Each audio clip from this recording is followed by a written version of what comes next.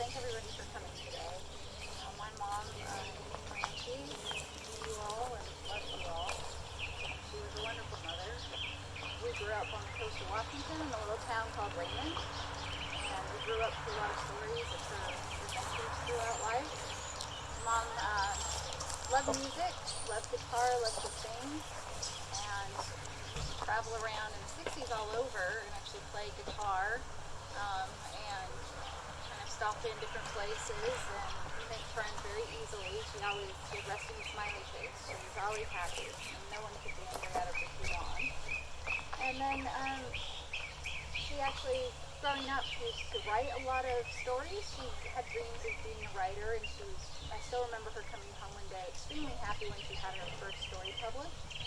And she would write for hours and hours. She was very creative, and she made our childhood just full of imagination and warmth, and every day was kind of a wonderful adventure with Mom. You never knew what you were going to do. 100 craft projects would start, and some of them would finish, and it would still be a really good experience with her. She was a friend. She was always there for me, and she was always somebody that we talked to. And over recent years, my husband, my family, and my 3 daughters were away in Australia for a number of years, but we still keep in touch and see her every time we kind of pass back through. Luckily, LA is located in a good spot to get out of the airport and go drive for a visit and come back. But she was just one of those people that, as her daughter, you always knew you were loved and you always felt special. And she'd always go that extra mile, that extra thing. She'd stay up and sew the dress, and she would get up and make sure everything was ready. She was just a sweet, wonderful, warm mom, and everything was fantastic. She has a sister, Irene Barber, who is in Texas, who couldn't be here today, but sends her love. And she has 2 cousins that live in the area, but unfortunately they're both traveling. One's overseas and one's in South Dakota right now, so they couldn't be here. But they are sending their love and are here with her now. And then she has 8 nieces and nephews that are all in Texas as well, or spread out in that area, that are sending their love and here with her now. And my father, who lives with us in Oregon, he's not well enough to travel, but he could be here and sends his love to Mom.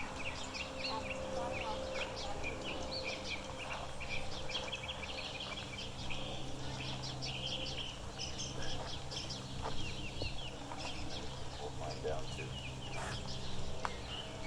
I've never really given a speech before, especially something like this. But there are things that I couldn't bear to leave unsaid, and I found that I had too much I wanted to say to leave it unplanned. So, in the same way that Mom's death was so unexpected, here I am, basically doing public speaking, the very idea of which has always given me severe anxiety, and doing it by choice. It's strange how things work out. The past few days have seemed so unreal, like I could wake up at any moment. It's hard to believe this is how it happened, but here we are. My sister and I, as well as Jim, were lucky enough to be present at Mom's side soon after the hospital staff informed us that things were going poorly. We sat and talked to her, and then I began to sing some of the songs that Mom always used to sing to us when we were little. My sister sang along, and when I couldn't remember any more of them, Celinda reminded me of others, and we sang those too. And when we finished, a doctor quietly stepped in to check on Mom and informed us that her heart had finally stopped. She hadn't really ever regained consciousness after the surgery, but I think it was fitting that in a way, her own children sang her to sleep for the last time. I would sing all of those songs we loved so much for you today. It was hard enough at the time, and I already have far more to say than I anticipated. However, there was one song in particular that my sister reminded me of, which feels rather appropriate for both Mom's life and her death. If there were witchcraft, I'd make 2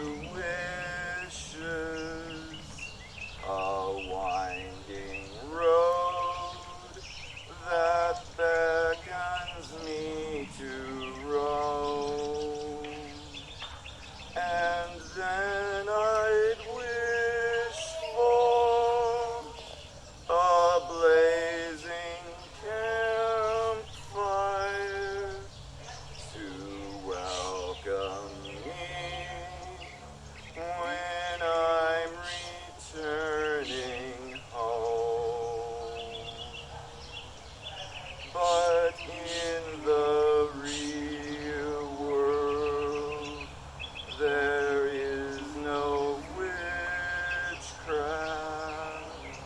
and golden wishes do not grow on trees. Our fondest daydreams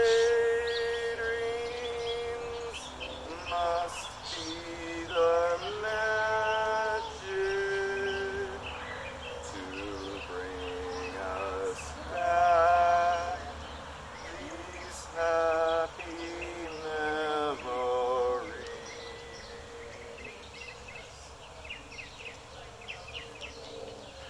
Mom loved to create, to learn, and to explore. She enjoyed gardening, especially flowers, and loved all sorts of arts and crafts. She was an avid reader and easily passed that love for books on to me. When she was younger, she used to go caving, and she hitchhiked all over the U.S.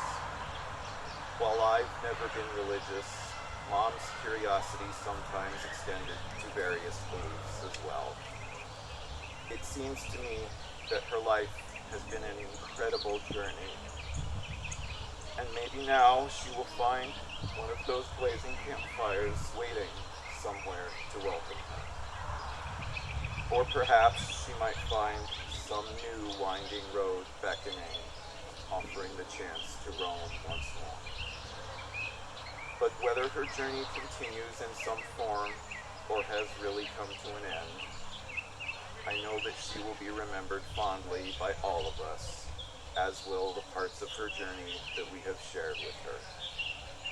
And in time, those happy memories of her life and of all the countless ways she touched each of our lives will help to make her absence easier to bear. It's hard for me to focus on those happy memories right now, but I will do my best for her sake and for ours. Mom was truly among my best friends in the world, as well as the best mother I could ever have hoped for. My other best friend back in Washington even thought of her like a second mother. Everyone has faults, of course, and I share many of hers. But I think that only helped us to understand each other better. She taught me, encouraged me, supported me, consoled me.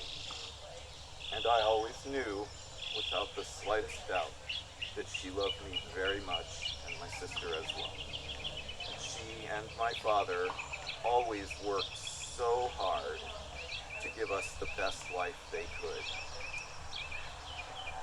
Their eventual separation came as a surprise to me, perhaps because they remained so amicable throughout, although I did eventually come to understand their reasons for it.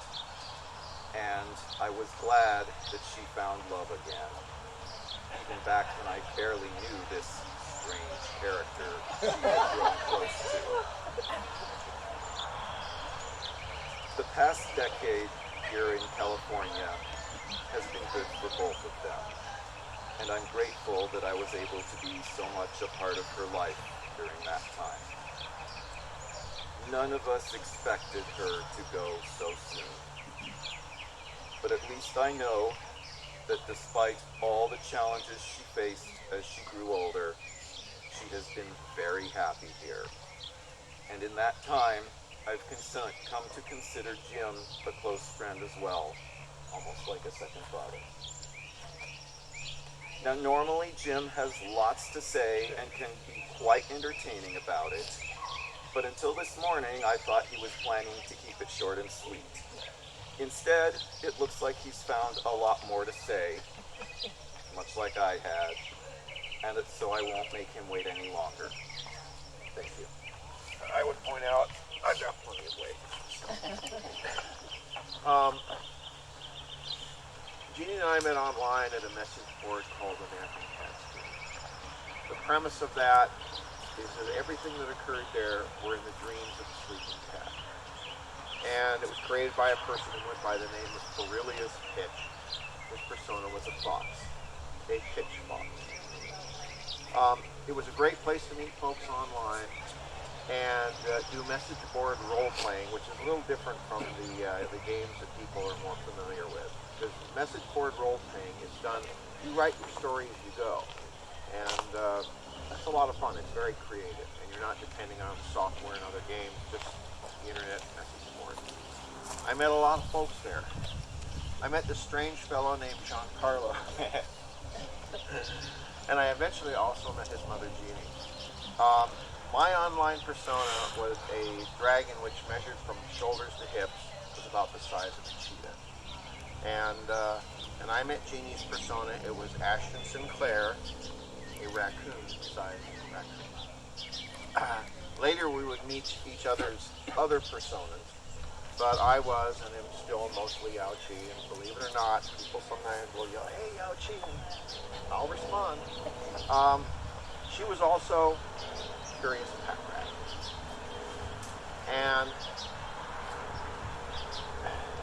we would engage in various online hijinks on the message board. Eventually, over 10 years ago, Jeanie came down to visit me in Pasadena.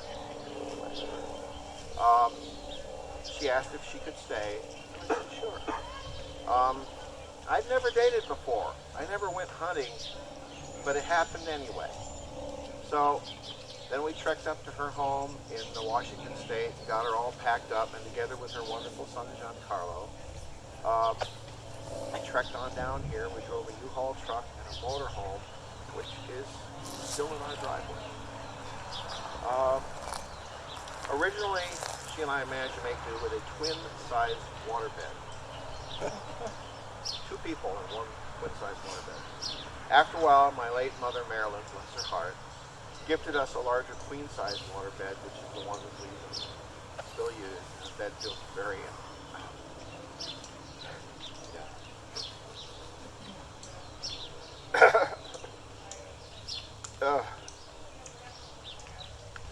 A word of warning, dragons and pack rats should perhaps not join forces because they have something in common. Stuff. Jeanie and I love going to yard and estate sales where we find all sorts of treasures, including hats. And I guess you can say we were both hat magnets. You can never have enough treasure. There is no such thing. Believe me, I know this. So did she. Treasure could be knickknacks, books, music, you name it. If it caught our fancy and fit within our budget, probably brought it home with us. We had a lot of fun. Of course, I miss her, but I have a lot of great memories, and I'm far richer for having known and loved her. Thank you, Jeanie.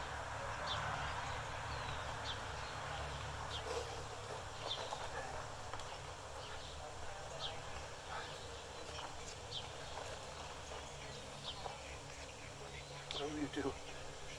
Giancarlo and Celinda.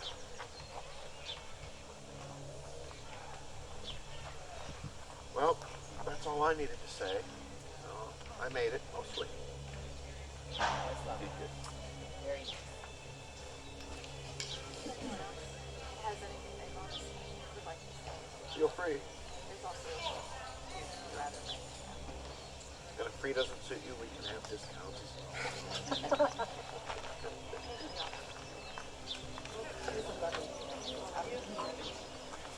I wanted to say something before I go.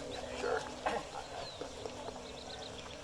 Hi. Hi, we're the owners of the grocery outlet, and everyone we know pretty much here. We had the pleasure of meeting Jeanie on October the 4th, and I'll tell you that for the short period of time that we met her, she just had so much love, and you know, Mara and I, of course we love everybody, but if she wasn't there, which I think she only missed 2, right? Now and then. she didn't feel good. We were worried. We definitely know that it wasn't that she came down. She looked forward to coming down on Friday night. And so we too looked forward to it. So when we got the news on Friday, we didn't know when we were coming to town that we would meet so many wonderful, loving people like you. But we did. And we cherished this long period of time that we had with her. And we want to honor her while we're there on Fridays. We want to get a chair set up with her belongings there because I know in her heart she would be there every Friday. So we want to thank you guys for inviting us down here today. We love you very much. Thank you.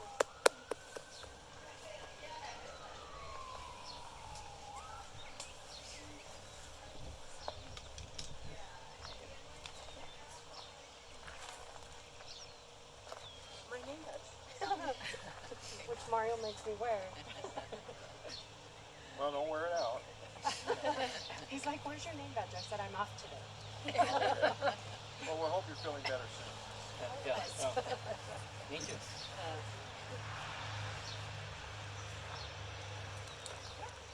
I didn't really know her too well, except I do know that she was so loving and giving, and she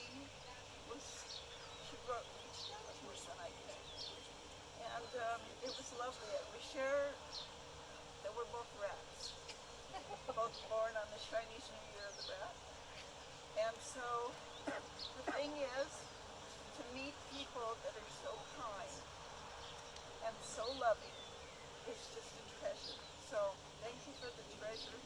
And both of you and your personalities are bright, shining stars in our community. And I thank you. Thank you for sharing with us your wonderful Jeanie.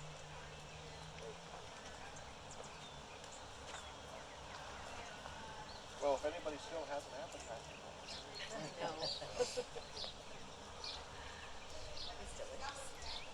set our teeth. Well, I'm going to go ahead and shut down the recording now unless someone else would like to. Uh-oh. No, not allowed. That was Jeanie saying thank you guys. Yeah. Right. I guess that's how we show. Yeah. Michelle. All right. What? And to anyone who couldn't be here, thank you. Brian and the BBs. Another